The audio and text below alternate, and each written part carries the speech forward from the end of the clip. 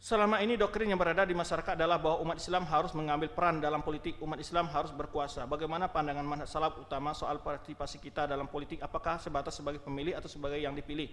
B. Legislatif eksekutif. Sementara di dalam sana kita sama-sama tahu banyak syubhat. Begini. Umat Islam berbeda-beda peranan mereka.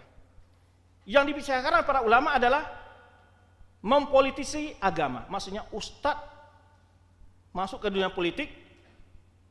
Ini yang merugikan umat, dan tidak sedikit tokoh agama yang masuk ke dunia politik, akhirnya mereka terjebak dan dakwah mereka berantakan.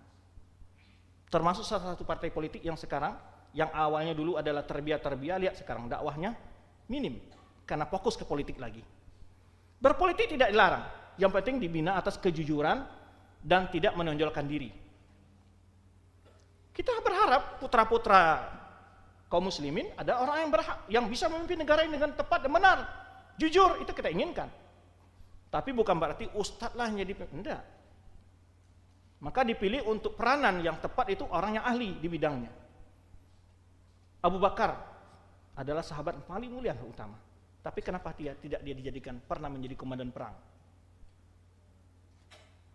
Pernah jadi komandan perang? Khalid bin Walid, sahabat yang masuk Islam setelah Fathu Makkah, diangkat jadi komandan perang. Apa berarti dia lebih mulia dari Abu Bakar? Tidak. Tapi dia punya keahlian. Kita persilakan kaum muslimin yang memang punya peran di bidang politik, ya Anda silakan. Yang ditegur para ulama adalah, jadi makanya kita katakan, masukkan agama itu ke dalam setiap lini kehidupan. Cahayai berbagai lini kehidupan di negara ini dengan cahaya agama. Ya. Jangan masuk politik ke agama. Ini yang merusak. Tapi agama boleh memperbaiki kondisi-kondisi politik, boleh. Perbaiki. Karena sekarang ini keinginan orang itu adalah ustadz juga terlibat dalam dunia politik. Seorang dai juga terlibat dalam dunia politik. Ini berbahaya. Pertama, terjadi perpecahan antara mar'unya. Kita persilakan. Karena kondisi sekarang ini perlu kita kritisi, dan saya sudah sering mengkritisi. Sistem politik kita sekarang ini tidak mengikuti sistem yang memang digariskan oleh para pejuang bangsa kita, yaitu musyawarah dan Ini politik menyimpang dari pengamalan dasar negara kita Pancasila itu. Karena sila keempat jelas menyatakan permuasyaratan perwakilan. Efeknya sekarang rusak negara kita dengan sistem seperti ini. Coba dikembalikan pada sistem musyawarah dan mufakat, sehingga negara ini tidak terkotak-kotak lagi rakyatnya. Ini merusak persatuan kita.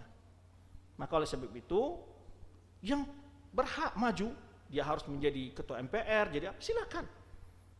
Tapi yang didorong bukan ustaz-ustaz, tapi orang yang mau mendengar nasihat dari ulama. Bukan ulama yang ditarik ke sana. Ulama tetap sebagai posisi menasihati siapa saja. Tapi yang berperan di sana orang-orang telah belajar agama, tahu jujur, amanah dalam jabatan, enggak masalah. Iya. Tidak disalahkan hal itu. Maka penting pemimpin itu. Ulama kita menyebutkan memiliki pemimpin yang zalim satu malam lebih baik daripada 30 tahun tidak punya pemimpin. Pentingnya pemimpin itu jalan safar saja. Kalau kita safar 2 orang atau 3 orang, wajib salah satu ditunjuk jadi. Makanya ulama kita dalam siasat syariah menyebutkan menunjuk adanya pemimpin itu fardu kifayah. Wajib itu. Kalau tidak berdosa semua. Tapi yang kita maksud di sini, yang kita tentang adalah cara-cara prosesnya, ya, yang menyebab terjadinya permusuhan antar sesama warga negara dan merugikan bangsa kita. Coba bayangkan berapa habis dana untuk satu kali pemilihan presiden atau legislatif. Berapa habis dana? Sedangkan negara kita butuh untuk pendidikan, untuk hal-hal kesehatan rakyat lainnya. Berapa triliun? Siapa yang sudah baca anggaran pemilu 2024? Berapa triliun? Gogeng, tanya Gogel. Subhanallah ya. Ini proses merugikan bangsa kita. Maka kita berharap para tokoh-tokoh bangsa kita, kembalikanlah sistem yang benar, tinggalkanlah sistem seperti ini yang memakan banyak biaya, tenaga, menguras pikiran. Sederhana sebenarnya. Dari lurah yang berprestasi diangkat untuk jadi camat, Prestasi di camat angkat jadi bupati, prestasi di bupati angkat jadi gubernur, prestasi dari gubernur jadi menteri. Menteri-menteri berprestasi, pejabat para jenderal-jenderal yang setingkat dengan mereka yang berprestasi dicalonkan untuk jadi pemimpin. Ini kadang-kadang belum pernah menjadi Pak RT saja langsung jadi presiden, kan kacau juga.